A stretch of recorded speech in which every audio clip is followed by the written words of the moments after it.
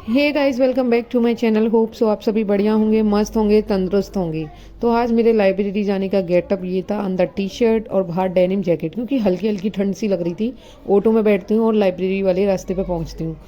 तो ये हमारे यहाँ इतने बोर्ड है ना लाइब्रेरी के, मतलब लाइब्रेरी प्लस कोचिंग, मतलब मुखर्जी नगर से कम नहीं है। मतलब देखते हैं चारों तरफ कोचिंग कोचिंग, पूरी पूरी ट्रेन खलती है यहाँ पे कोचिंग के लिए।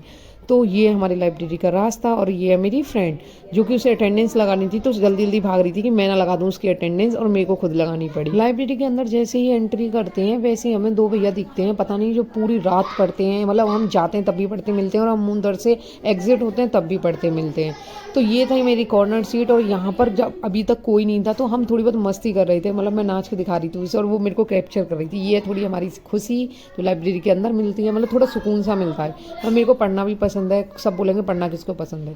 तो यहाँ पे मेरा फर्स्ट स्लॉट कंप्लीट होता है जिसमें मैं पढ़ रही थी एंशिएंट हिस्ट्री। अच्छा, एक बात बताओ कि आपका किस किस का पैट का एग्जाम है? मतलब जो 2 दिन पैट का एग्जाम है, 28 डेट को 29 डेट को, मतलब 2 ही दिन पढ़ा है। तो आप में से किसी ने डाला है, मतलब एसएससी सीरियल वालों को जरूरत नहीं पड़ती, लेकिन फिर भी मतलब ऐसा डालते ना फॉर्मेलिटीज़ के लिए, अगर हमने कोई लेखपाल या किसी का एग्जाम फिल किया तो उसके लिए ज़रूरत पड़ जाए।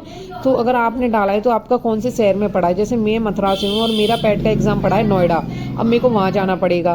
तो देखते हैं, मेरा कल का एग्ज़ाम है, मतलब 29 को। तो शायद मैं जाऊँ तो आपको वहाँ का ओवरव्यू दिखाऊंगी, क्या है, कितनी भीड़ है, क्या रहा क्या नहीं रहा। तो फिर मिलेंगे हम 29 डेट को पैट के एग्ज़ाम के साथ।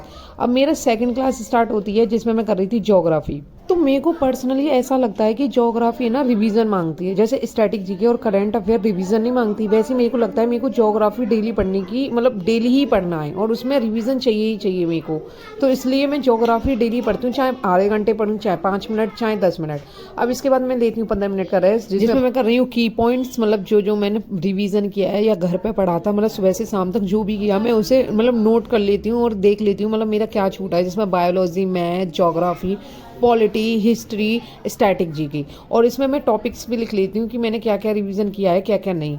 तो उसके बाद मैं करती हूँ स्टैटिक जीके। अब स्टैटिक जीके में क्या था कि मैं ना खुद से नोट्स बनाना प्रेफर करती हूँ। मतलब मैं दूसरे के नोट्स नहीं लेती, या फिर मैं पीडीएफ नहीं निकलवाती।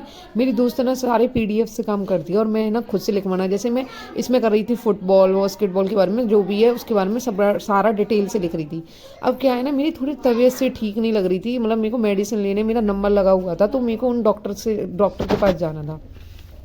तो फिर मैं सोचती हूँ थोड़ा और पढ़ लूँ, उसके बाद मतलब मैं डायरेक्ट जाऊँ तो अच्छा रहेगा। फिर ये है ना, मेरी पढ़ाई छूट गई तो फिर छूट ही जाती है। तो अब लेते हैं लाइब्रेरी से एग्जिट टाइम लिखते हैं और चलते हैं सीधा बुक स्टोर की दुकान पर, क्योंकि हमें बुक स्टोर से है ना मैथ की बुक चाहिए थी।